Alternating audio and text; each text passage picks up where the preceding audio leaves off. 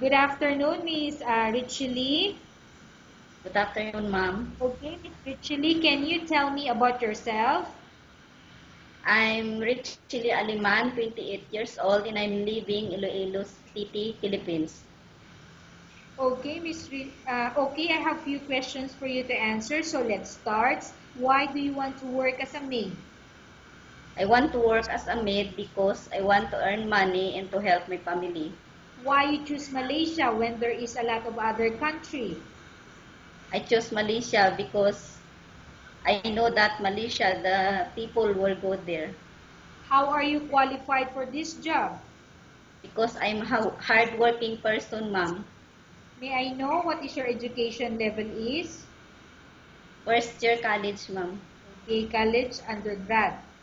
Undergrad. Okay, what is your recent experience? I'm a housemaid here in the Philippines. Okay, have you worked abroad before? No, ma'am. Do you have experience of taking care of baby? Yes, ma'am. And whose baby you are taking care of? My baby. Okay. What about elder people? Do you have experience taking care of an elder? No, ma'am. But are you willing to take care? Yes, ma'am. Do you have any other special skills? Cooking, ma'am. Okay. Are you willing to learn new skills? Yes, ma'am. Are you willing to work with a family where the mother-in-law or any relatives stay together? Yes, ma'am. Currently, are you still working now? No, ma'am. Do you know how to cook? Yes, ma'am. What sort of food can you cook? Filipino food. Such as, Adobo, mechado.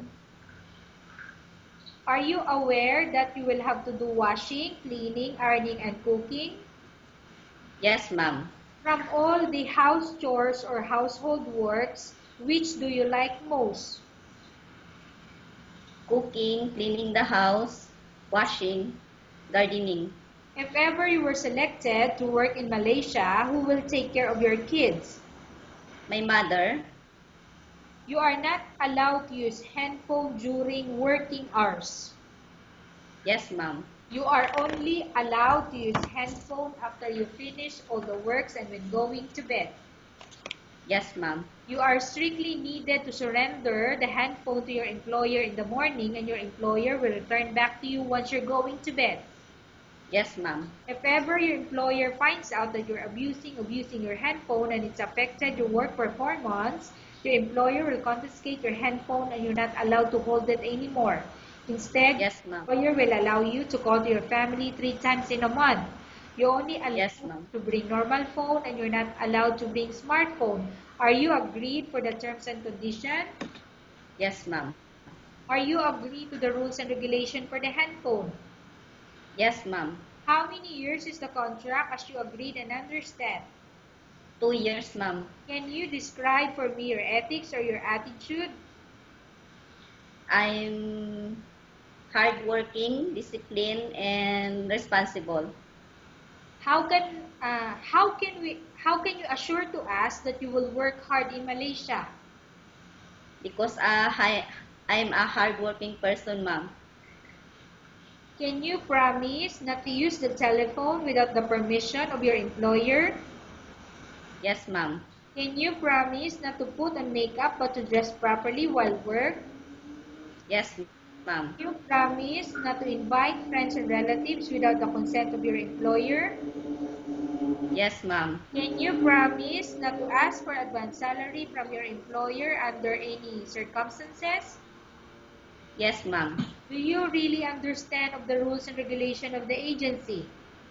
Yes, ma'am. Do you pay any placement fee for you to come to Malaysia to work as a maid? No, ma'am. Do you have any history of sickness, example breast cancer or any other illness? No, ma'am. Do you suffer from any skin diseases, allergy, or physical defect? No, ma'am. Have you suffered from any serious illness?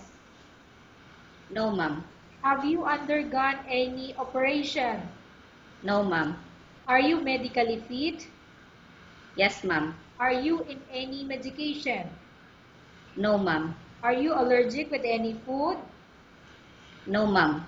Are you prepared to work for the employer of any race? Yes, ma'am. Are you prepared to eat the type of food taken by your employer? Yes, ma'am. Miss Richely, I cannot hear your answer. Yes, ma'am. Okay, I will repeat the question. Are you prepared to eat the type of food taken by your employer? Yes, ma'am. Are you afraid of being left alone in the house? No.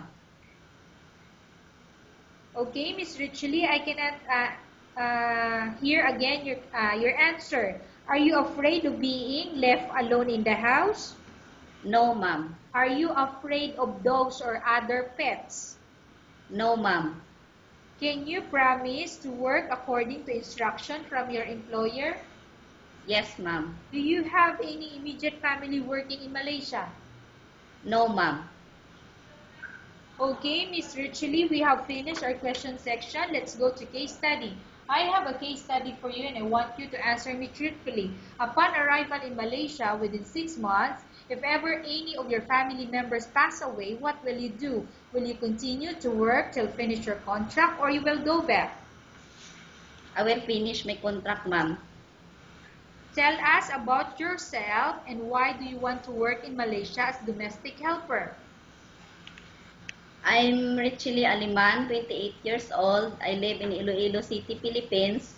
I want to work in Malaysia as a housemaid because I want to help my family and I want also earn money for my child. Okay, Miss Richely, what do you want to tell to your employer who watching your video? Good afternoon, ma'am. I'm Richely Aliman. I hope you choose me and I'm willing to follow all your instructions. Okay, thank you very much, Miss Richely. We will Thank you, ma'am. update your agency if there's any selection made by the employer. Thank you, ma'am.